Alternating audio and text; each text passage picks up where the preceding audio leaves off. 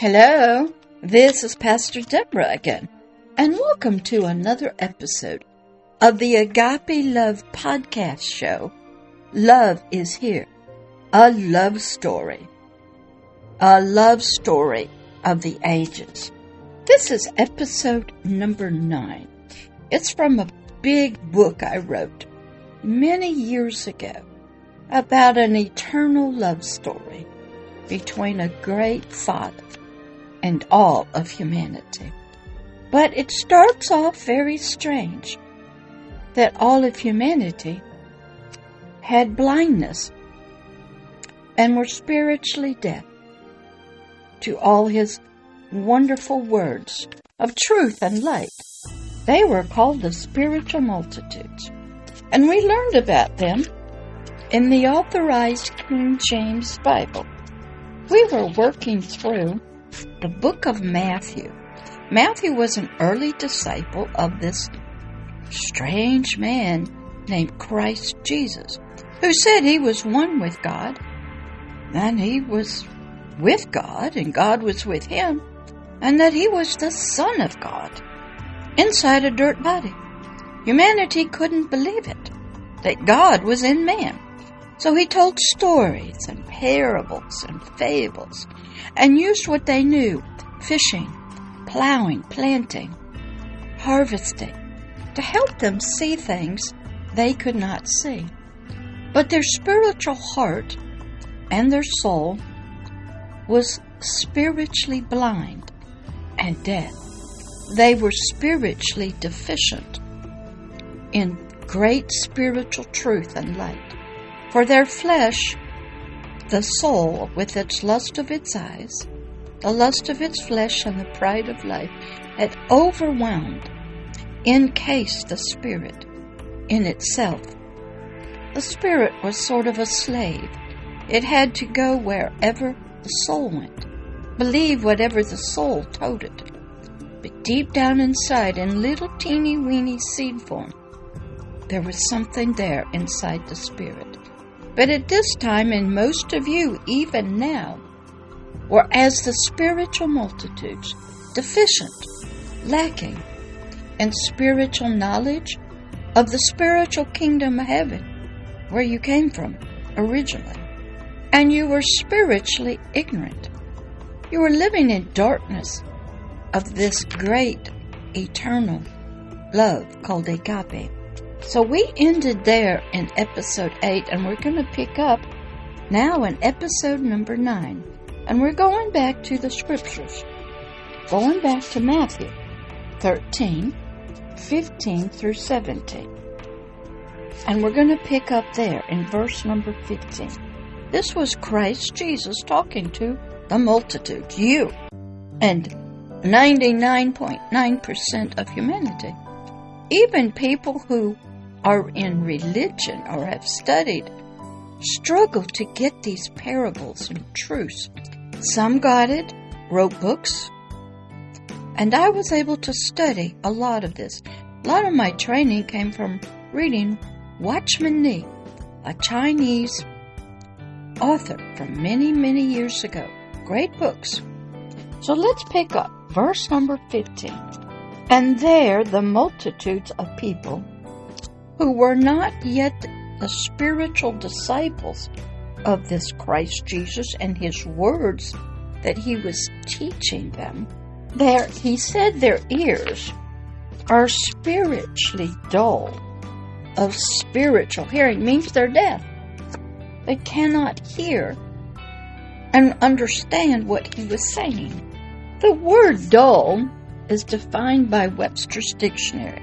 I use the Webster's dictionary and Strong's Concordance all the time.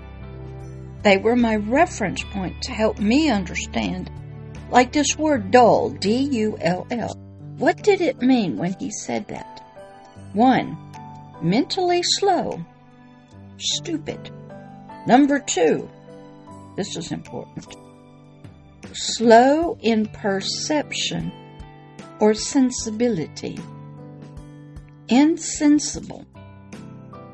Number 3, lacking zest or vivacity, listless, Number 4, slow in action, sluggish. That's what dull means, D-U-L-L. Number 5, lacking in force, no power, or intensity or sharpness. Number 6, not resonant or ringing, not getting it. Number 7, lacking in sharpness of an edge or a point. Number 8, lacking brilliance or luster, doesn't shine at all, just maybe darkness. Number 9, low in saturation and low in lightness. Number 10, cloudy. Number 11, tedious, uninterested. There were some synonyms that went along with this word of dull. Blunt, obtuse, meaning not sharp, not keen or acute. Now that's right out of Webster's dictionary. Yes, you have to look up the synonyms, and you have to read slowly. The word dull, D-U-L-L, suggests a lack or loss of keenness, zest, or pungency. That means sharpness. Blunt means suggest an inherent lack of sharpness or quickness of feeling or perception. A lot about perception. The word obtuse, O-B-T-U-S-E, implies such bluntness as makes one insensitive in perception or imagination. Can you believe it? You can be so dull, you don't get it. You don't get parables, you don't get fables, you don't understand fairy tales, you don't understand when you look at flowers, plants, nature. You just don't get it. So a spiritual man doesn't mean male sex, it means the spirit being. I call it the forever person, hidden away inside of a dirt body, of dust and earth, inside the soul, sort of speaking. But I learned when I studied that our spirit takes on the form of our physical body. It has arms and legs, mouth and eyes and ears and a brain. It has internal organs made of hopefully light, but usually just darkness. But our spirit doesn't have an animal form. It doesn't have a weird creature form. It has the form of the physical body. But this body of dust and earth is a covering, sort of like clothes, a bodysuit maybe. And inside is a spiritual being, but its spiritual ears are slow in spiritual hearing. They're spiritually sluggish. Spiritually lack spiritual zest or eagerness to want to listen. They're spiritually insensitive. They really don't care. In spiritual perception or spiritual imagination. They really don't care what a fable means, a fairy tale, your stories. They don't care what the teachers are talking about. They don't care about history. They really don't listen to anything. It's like having a headset on with just music, listening to music or whatever, but not paying attention to anything else. The word hearing, H-E-A-R-I-N-G, is defined by Webster's dictionary as, number 1, the process, the function or power of perceiving sound. Now, the spirit can hear sometimes, but the sounds can drown out the quiet voice of God or anything that is trying to come in. It's overcome maybe by other kinds of sounds that are so loud that sounds that it needs to hear cannot get through. Hearing is the special sense by which noises and tones are received as stimuli. So not only hearing, if you ever look at audio work, The sounds come into the ear, it stimulates certain things in our biological brain that sends neural, electrical, chemical vibrations, waves, into other parts of our brain. It's a multifaceted component, hearing. And you have to understand words and all kinds of things, sounds, vibrations, light, that's carried in the voices. Number 3, hearing is the opportunity to be heard, to present one's side of a case, or to be generally known or appreciated. Sort of like if you go to court, you have a hearing, somebody gets to hear your side of the case. Number 4, hearing is a listening to arguments, sort of in a courtroom. The word hear, H-E-A-R, is defined by Webster's dictionary as, number 1, to perceive or apprehend by the ear. But if you're deaf, like Helen Keller was, and many other people, you could hear through sign language. That's right. You can learn to hear. Some people can read lips if they can see. But if you're spiritually blind and deaf, you got a problem. Number 2, hearing means to gain knowledge by hearing. Number 3, to listen with attention, to heed. Most of you aren't listening with attention. You learn that in school. You don't even listen to your parents. You don't even pay attention to the weather.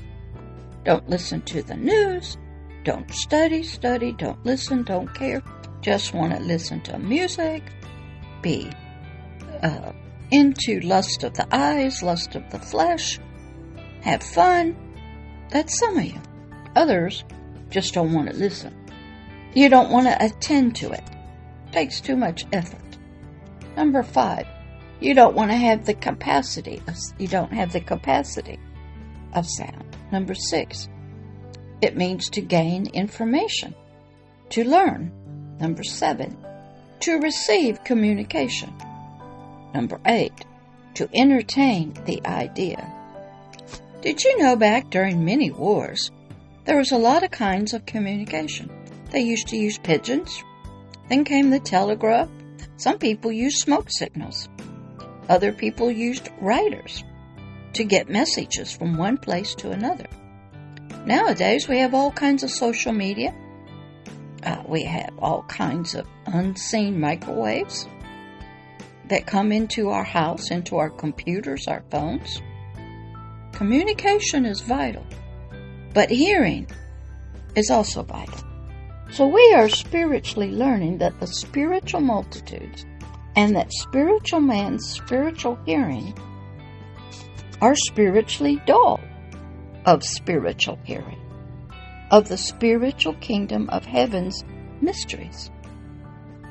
And therefore these spiritual multitudes' heart and mind, through the lack of spiritual hearing, causes the spiritual part of us to not spiritually attend to the spiritual words of spiritual knowledge from anywhere, or about the spiritual mysteries of the spiritual kingdom of heaven and its king, its government, its laws, its justice, of agape love, its territory, the earthly rules for us, and so much more.